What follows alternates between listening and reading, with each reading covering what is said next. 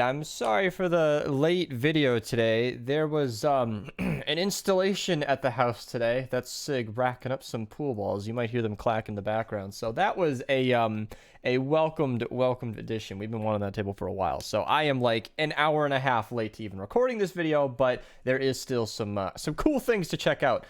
Tons of weapons available today. Tons. Nothing extremely good that stood out. Like, I guess the sound wall, the clacks, obviously, the Mercury LMG.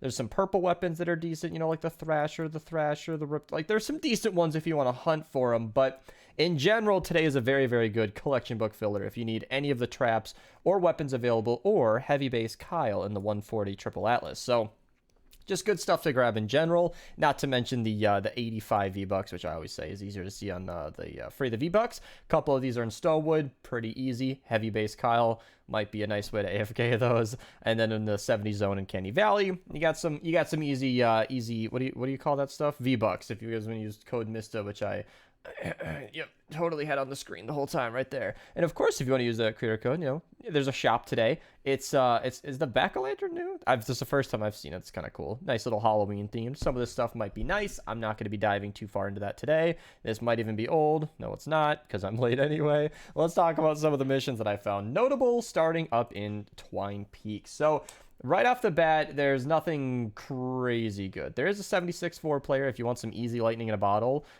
It's nice to have. There's 266 reperk as an alert, which is actually kind of a lot for an alert. It's usually right there, about 135, so kind of a decent amount. If you want to just grab the clacks, there you go. Again, I want to reiterate, just in case I didn't explain it well enough, a lot of these weapons might not be good, but if you don't have them in the collection book, that alone might be worth running the mission, in my opinion. 82 is just a nice little reperk farm if you guys want to run that over and over and over. Good to have, just in general. And then there was another 82, yeah, the clacks, and some legendary perk up, which is nice to have. So, of course, you could do the 88 encampments. You know, one easy run. You can run a soldier, maybe a minigun or something, because they're going to have buffed damage.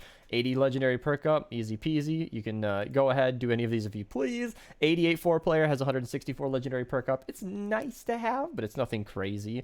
And then in the 94 zone, vacuum tube revolver, which can have the chain lightning 6 perk, which makes it pretty good for a pistol because they'll have some extra area of effect damage, which pistols tend to lack, and is one of the reasons that the vacuum tube revolver is not fantastic. But if you have the chain lightning, it could be a little viable, you know, a fun weapon to use nonetheless.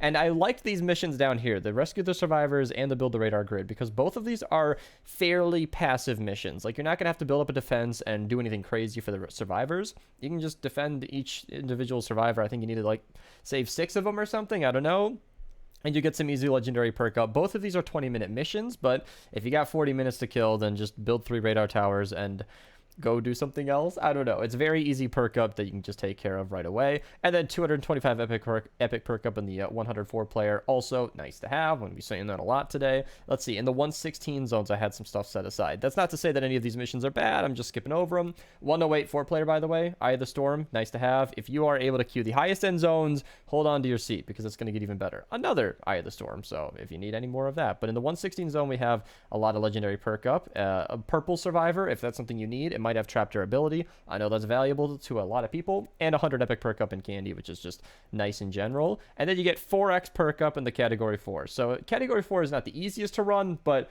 4x perk up is always nice to have. Another purple survivor if you need it for whatever purposes. Forceville Slugger, so Acorn's gonna be having a good day. Some of you will get that joke, most of you will not. Retrieve the data, you know, 4x perk up. There you go, nice to have. I know that the retrieve the data is a conventionally fast and easy mission to run, so that might be convenient. 4x perk up and 205 drops of rain for the Repair the Shelter 132 4-player. Repair the Shelter is my personal favorite because they spawn like 1/4 of the normal zombies as usual because you can't trap because the locations of the spawns change right when the mission starts. It's pretty easy to do. It takes a little while longer than normal, but it's casual enough. I get to talk to stream chat and whatnot. 132 4-player is probably your best reperk farm today, just because it's an easy deliver the bomb. They're not too terrible of a mission. 4-minute defense, in and out. I was trying to speed run this a long time ago, and we were able to do it in like 10 to 13 minutes, which is pretty quick. Riptide schematic perk up and candy and deliver the bomb, plus some epic perk up on top of that. Nice to have. The 144 player, this is where your 4x rain, I think that's your best one. Yeah, either the 160 zone or the 140 zone. Both of these are fantastic. If you run both of these, I think you might top out at like 800 or 900 8 or 900 drops of rain just from the 2 of these, which is that's a pretty good mission to run. Heavy base Kyle right down here in the 140 zone, like I mentioned, and some PERKUP. So good mission to run nonetheless. And then, of course, like I said, just all of the 160s are really, really good. Old Smokey's good for the book. People have been telling me it's a good weapon. I have not looked into it. I have a plan to do a video on it, but it's not, you know. Also, the Dam Buster video, I'll get on it, okay? There's a lot of real life happening, all right? And I've been streaming too much. I've been overworked, okay? That's my excuse. It's happening, okay? Just don't expect it soon because I'm busy. But yeah, all the 160s are very, very good. Let's move on to Canny Valley because there are a couple of things down there. I was not going to mention some of the weapons available. I wanted to sort of skip over it, but right off the bat, you get like the Mercury LMG, a copper Mercury LMG, and the copper Old Smoky. You just get both of these right away. If you're in Canny Valley in the 46 power level zone, I'm going to go out on a limb and assume you probably don't have one or both of these weapons, and there are lots like that. In fact, right over here in the 52 Atlas, you get some rare PERKUP, which is nice, and some candy, which is nice, and some reperk. All of these things are nice, but Stormblade, you know, just an easy legendary schematic right there. And then not even too far out of our way on the other side, we get right there the copper Vindertech Blazer. You get to just throw it in the book if that's something you need. In the 64 zone, this is just the place for everything. A sound wall schematic, which you might need.